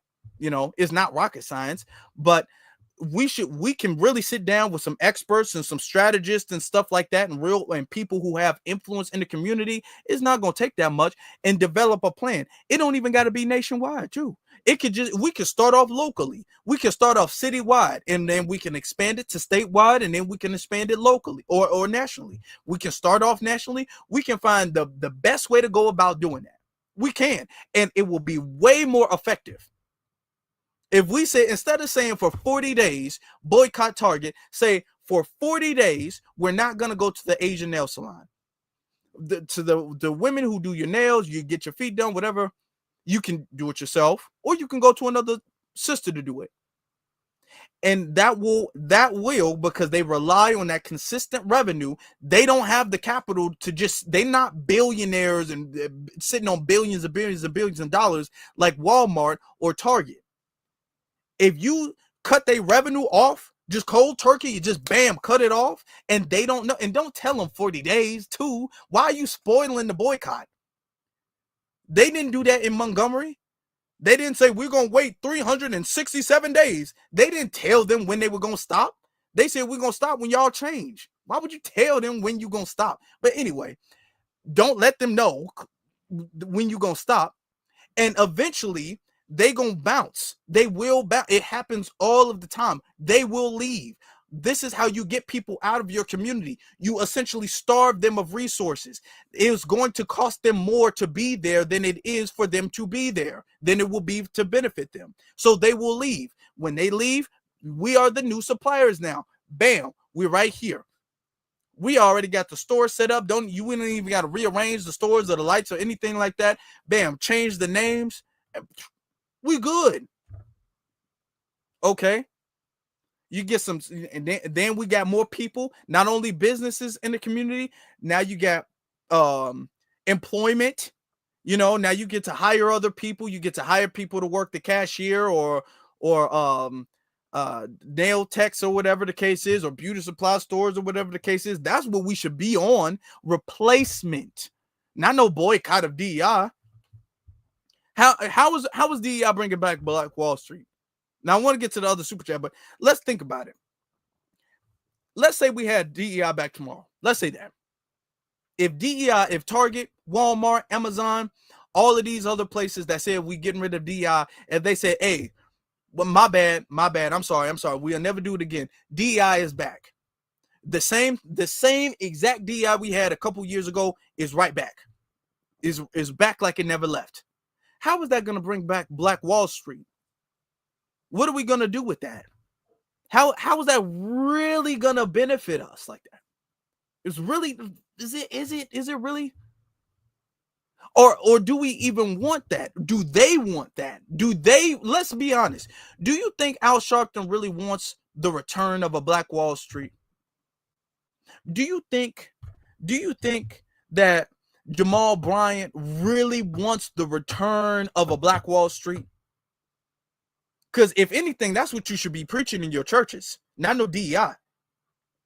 Or even no Donald Trump or Kamala. That's what you should be preaching in your churches, for real. Do you think that they really want that? They don't really want that. No, they don't. No, they don't. Because this is what they would be doing if they really did want that. We can do this. We can start easy. We can start super, super easy. Okay? They will leave. It happens all the time. And then one victory fuels the next victory. We get a little bit more capital so we can hold out a little bit longer. Then we get to these gas stations. Then we get to these beauty supply stores or whichever one is more feasible to go in which order, whatever the case may be. We get it like we have a list. We have a hit list. Okay. We got a plan to execute. We all execute that list and bam, we good. Instead of using that energy and wasting it on some DEI boycott of Target. Man, come on.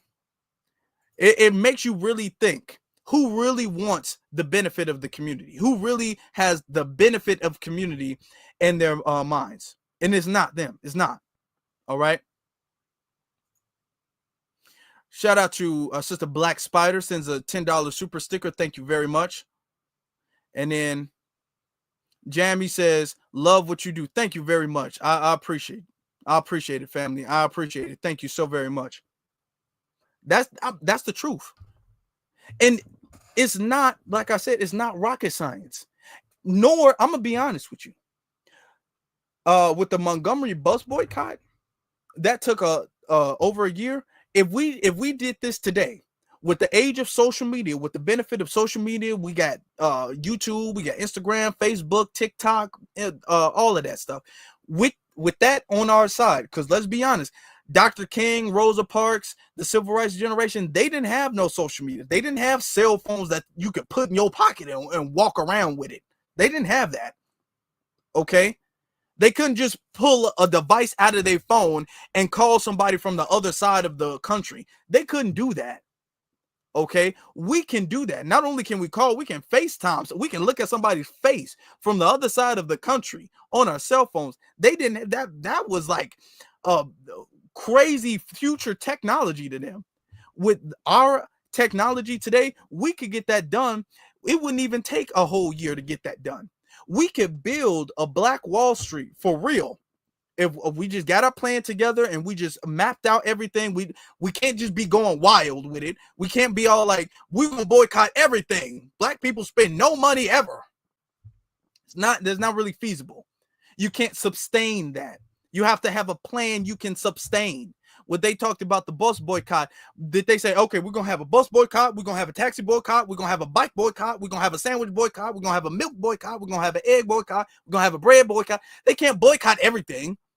You can't just boycott everything. That's not sustainable. You could do it for a day or two, but you can't sustain that. So you make one target and you execute. And then bam, when you get that checked off the hit list, then you go down and you get the other thing checked off the hit list. That's how you execute a plan. Okay? When folks is building a house, would you think they put the concrete, they digging and they putting the concrete in the ground as they digging, and they building the walls, and they building the roofs, and they putting the pipe there, and they putting the electricity there, and they putting the tile? They're not doing everything at the same time. That's not how you build a building. That's not how you build a house. You got to have a plan. You got to have steps. First, we need to clear this land anyway. Okay? We need to check it, make sure it's safe. Then now we start digging so we can put the concrete down as the foundation. Then we build. Then the next step and the next step and the next step. That's how you get stuff done. That's how you do it. You don't just do everything at the same time. You would never gonna go nowhere with that. So as far as the boycott, that's not gonna work. That's not gonna work. It's not sustainable. It's not. It's not gonna have the intent. Now, whether Target, I'm not saying Target not gonna bring back DEI. I'm not saying Walmart not gonna bring back DI. I don't know. To be honest, I hope it stays. I hope it leaves. And the reason why I hope it leaves is because when they was talking about the people who got fired, remember I said, y'all remember that? The people who got fired from DEI, this is the people who've been getting let go when it comes to all of this DEI and federal firing and stuff like that. I want y'all to take a really good look at this. They having a walkout of all, because they talking about a whole bunch of the federal firings and stuff like that. Look at this.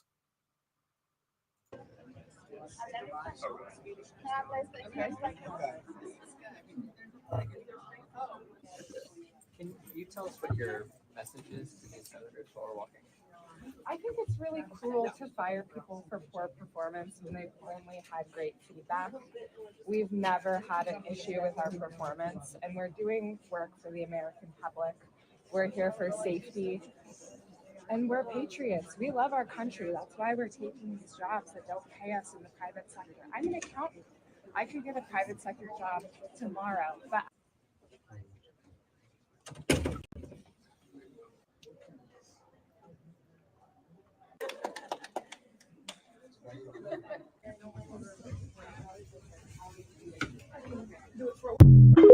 Look at all these non-black people All of those non-black people you see, those are the real beneficiaries of these programs. Those are the real beneficiaries of all of this stuff. While they're talking about, oh my God, it's been massive layoffs and there's been massive firings and stuff like that. You saw a black person there, and the only black person you saw there was the security guy. He was a security guard or a police officer, and he didn't get fired. So when you actually look at the people who this is really benefiting, you see they're not black. They are not black. But yet we should take the sacrifice and the commitment, and we should lead the cause and fight the good fight, so everybody else gets to ride our coattails until we get to the finish line and then they leap ahead of us. No, we done with that. That's over with. We've been doing that for way too long, where we say, it's okay, guys, y'all get on my back. And we sit up there carrying everybody, and then right before we get to the finish line, they jump in front and then push us back. And we always in the back. We are always in the back. We carried everybody to the front, and then we wind up in the back. That's over with. We done. We done with that. It's over with. We are done with that. If y'all don't want to shop at Target, I don't blame you. If y'all don't want to shop at Walmart, I don't blame you. If y'all don't want to shop at these places, I don't blame you. I'm not encouraging you guys to shop at Target, at Walmart, at Amazon, at Best Buy, at whatever. I'm not encouraging y'all to shop at none of these places. Ain't none of them black owned. Ain't none of them really doing nothing to give back to the community. You know what I'm saying? Ain't none of them really doing that. But my thing is, if you are going to say, I'm withholding my dollar, do it for your own cause, for your own community. Don't do it for a cause of something that you know benefits their community. Don't do it for that, because they're not doing that for you. You don't see no white women be on like, I'm going to boycott Starbucks because they don't like black people. You don't see them doing that.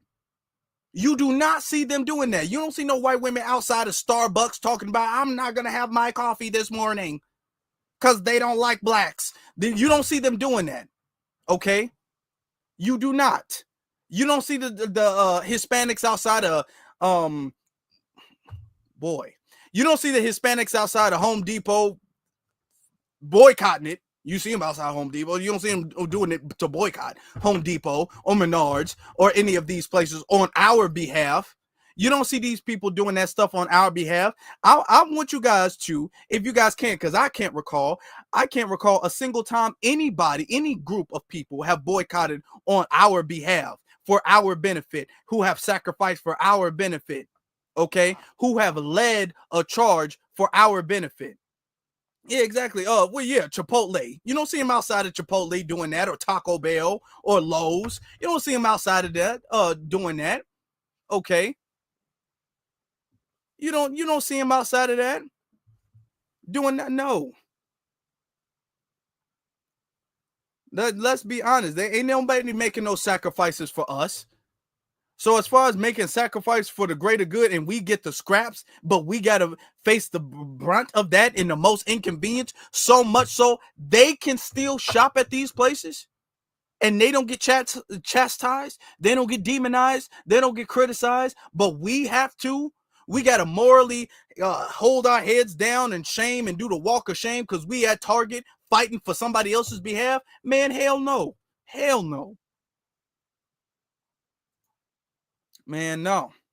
It's a new day. His plan ain't gonna work, y'all. It's not.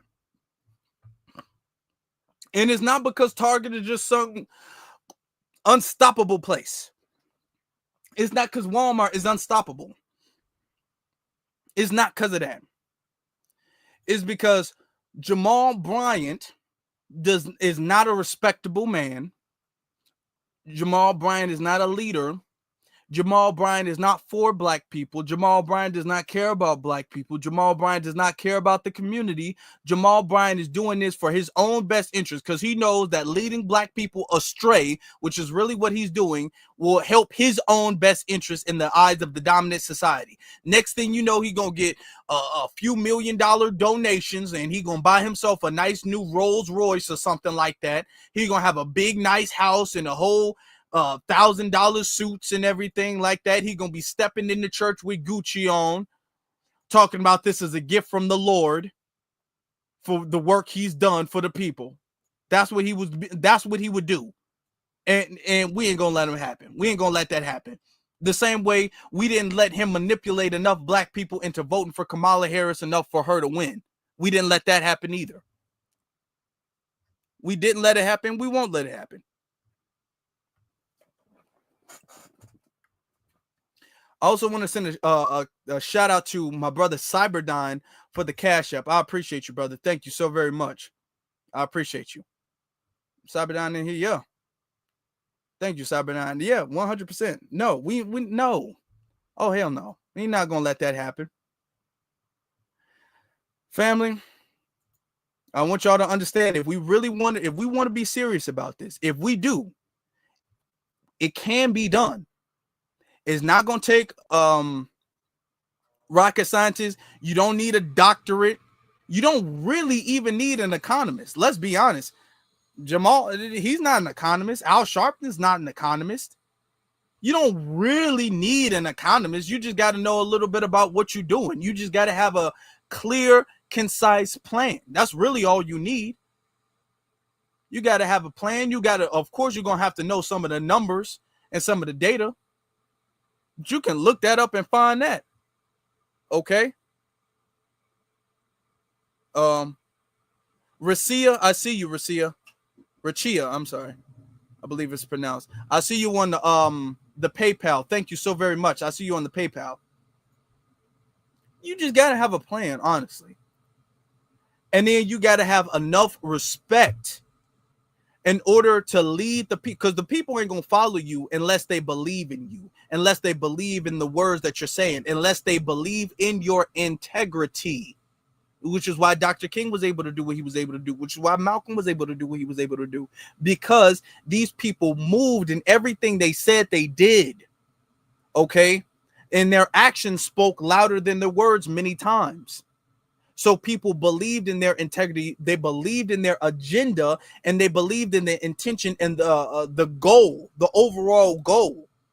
Because it was about black empowerment. It wasn't about no side quest to help the Democratic Party or to spite even the Republican Party. That's not what either one of them were on. None of them were sent up there shills or agents for any political party. So this is why all of what they did and they sacrificed was genuine, and the people recognized that, because it wasn't for a group of people, a non-black group of people. All right. Okay. It was really for, even when Dr. King was talking about he wanted to boycott the war, or he didn't support the war, the Vietnam War, or whatever the case is. It was, even though it was they're Vietnamese, even though they were Vietnamese, it was about the principle of justice. Okay. Even back then, it was about the principle of justice in doing the right thing. All right. So he put that in the forefront of everything he did. What Jamal Bryant is doing is not putting justice and righteousness in the forefront of everything he's doing. He's putting his own best interest in the forefront of what he's doing. And he's putting his own best interest, which is putting the party's best interest, because the Democrats' best interest is in his best interest. So he's putting their best interest in the forefront of everything he's doing. That's the truth. That's the truth. All right. So this is why it's not going to work, y'all, because you got to have the integrity and people got to feel it. People can't guess about it. If you want people to sacrifice, if you want people to spend their money in a certain way, if that's a big deal to people, if you want to have that amount of respect and influence over people, people got to really connect with your integrity. People got to connect and feel your integrity, not just believe that you're a great guy, but they got to believe in the cause. They got to be locked in with the cause. People can't lock in with Jamal Bryant. He's a shill and has been exposed. Shout out to Bill. Again, or Bell, shout out to, says boycotting without black expo or strategy. Shaking my head. Exactly. It's not going to help the black community. It's not. And they know it's not. He said it was not. He said out of his own mouth it's not, but it's okay with him. But if we want things to change, this is how we do it, y'all. It don't take that much. Alpha Male Pimp Network says, let's not end the night without saying rest in peace to Angie Stone. Yeah, that's definitely true. Early 2000s neo soul wave. Yeah, that's definitely true. All right, that's definitely true. Let me pull up a picture real quick, because I put that on my community tab. Let me see. I put it on my community tab. That is very important that we pay homage. Okay, this is very important. All right, hold on. Come on now. All right, hold on. And that's very good. Shout out to you, brother, for that. Hold on. Let me pull that up real quick. Put this on my community tab. Rest in peace to our legendary sister, okay? It's unfortunate that sometimes we don't know when we have a good thing till it's gone. Now, I will say this, it's a lot of questions around her death. I'm not trying to be too conspiratorial, but a lot of people are saying, okay, she was going after her masters, or she was making big deals and stuff like that. She was kind of moving around a certain way. And you know, when black folk, foundation black Americans, when we go after our masters, just like Sam Cooke, you know what happens. Then all of a sudden, here comes an accident. All of a sudden, here comes a fatal mistake that happens to us that ends our lives. So you got that one thing. On the other hand, people do pass away. I don't see a person who's alive today that was alive 500 years ago. Let's be honest. Everybody has their day. So I'm not trying to say that anytime a celebrity or a star or even a legend passes away, it was a conspiracy, because sometimes that doesn't happen. What we should do is we should definitely make sure we know the details. Okay. And we shouldn't overlook anything. That's what I'll say. We shouldn't overlook anything, but we don't know anything for sure. But as far as what we've been told, by the family and by the evidence, it was a tragic accident, which can happen. Okay.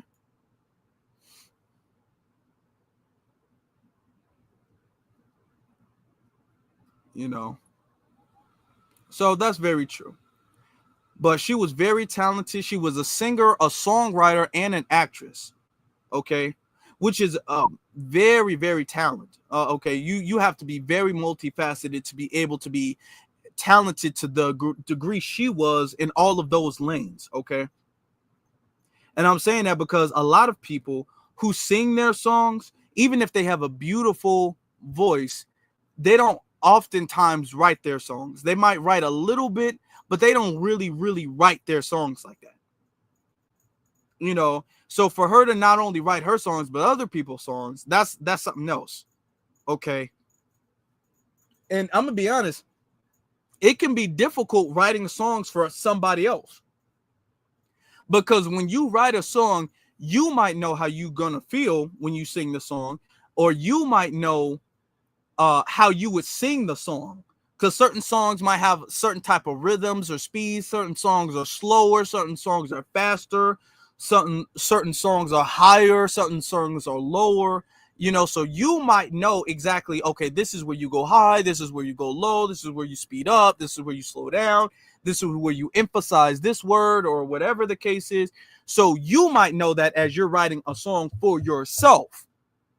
But when you're writing a song for somebody else, you know, you got to be very talented in order for that song to really be good.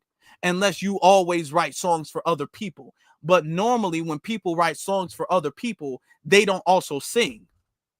And they tend to write a song for they don't write a song for a lot of people. They write a song for maybe one or two people because they know their rhythm, essentially. So I'm just emphasizing how talented our sister was, because that is very, you have to be very, very talented in order to do that. And she was an actress too. So you have to be very, very talented. All right. So, and this also goes to talk about our foundational Black American culture, because when folks go around here talking about we ain't got no culture or we get our culture from other people, give me, if we get our culture from other people, all right, if that's true, give me the non-FBA. I don't care where she's from. I don't care where she's from. Give me the non-FBA version of Angie Stone. If this is not FBA, if we don't got a culture, if we're not talented, if we get our talent from other people, give me the non-FBA version of her. Okay? You can't do it. You can't do it. You can't do it. So yes, indeed. Definitely rest in peace to our sister. Oh, they couldn't do. We could give them a whole week. We would be here for hours and they wouldn't come up with a single name. Not a name that they could stand on.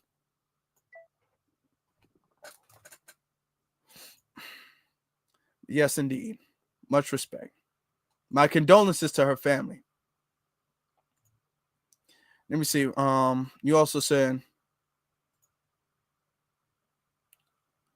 yeah, definitely. He says Angie Stone, Jill Scott, India Ari, Raphael Sequid. It says Musek Soul Child. Yes, that's very true.